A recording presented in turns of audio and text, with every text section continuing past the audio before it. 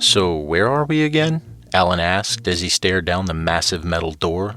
The room surrounding him was all white, save for the checkered tiles beneath his feet. It reeked of bleach and cleaning supplies, despite the fact no one had been there prior.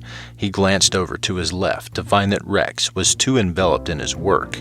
He cleared his throat. Rex's head shot up and glanced over at Alan. His head was slightly cocked to the left. "What do you say, kid?" he asked. "Where are we?" Alan asked again, his brow slightly furrowed as Rex hummed, seemingly deflecting his question, an occurrence that happened all too often.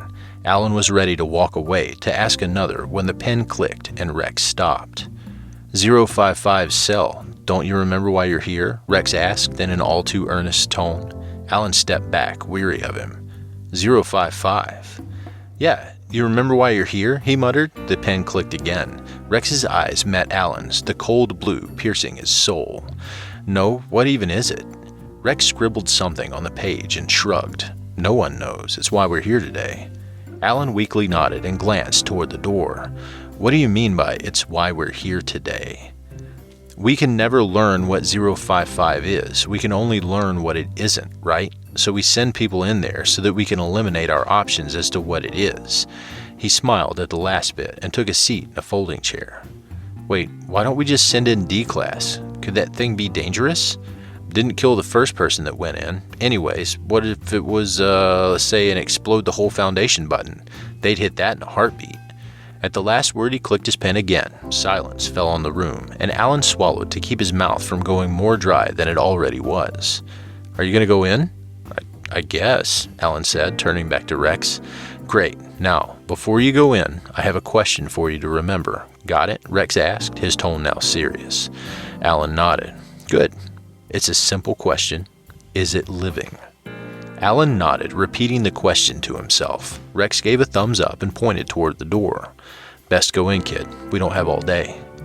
And at that, Alan opened up the large metal doors and took a step in. It was a white room like most containment chambers. Its floors were pristine, and the light above him was practically blinding. He covered his eyes and glanced around. There, in the center of the chamber, was a staircase, seemingly built into it, that led down. It was white like the facility, though the lights in it were far more dim. He went down it for what seemed like ages. Step by step, he tracked the area until he reached a landing. He looked around. There was nothing except for a fire hazard sign that he had seen 1,000 times throughout the above-ground facility.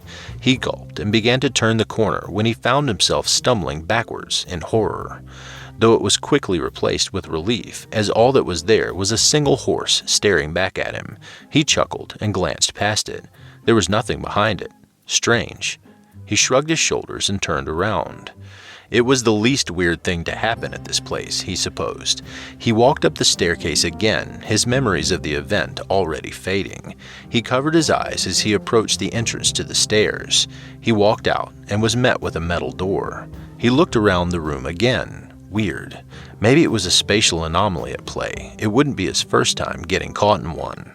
He pushed on the door and walked out, only to be met by Rex's piercing gaze. "So is it living?" he asked, his voice monotone.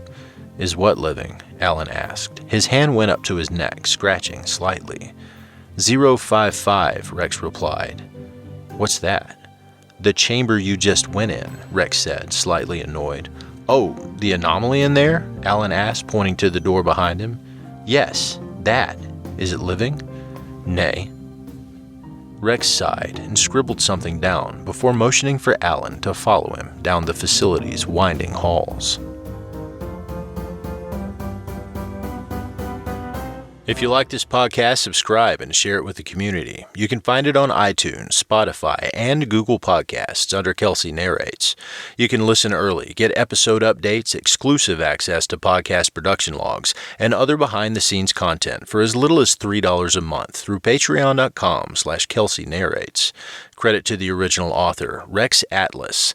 Content relating to the SCP Foundation, including the SCP Foundation logo, is licensed under Creative Commons Sharealike 3.0, and all concepts originate from www.scpwiki.com and its authors.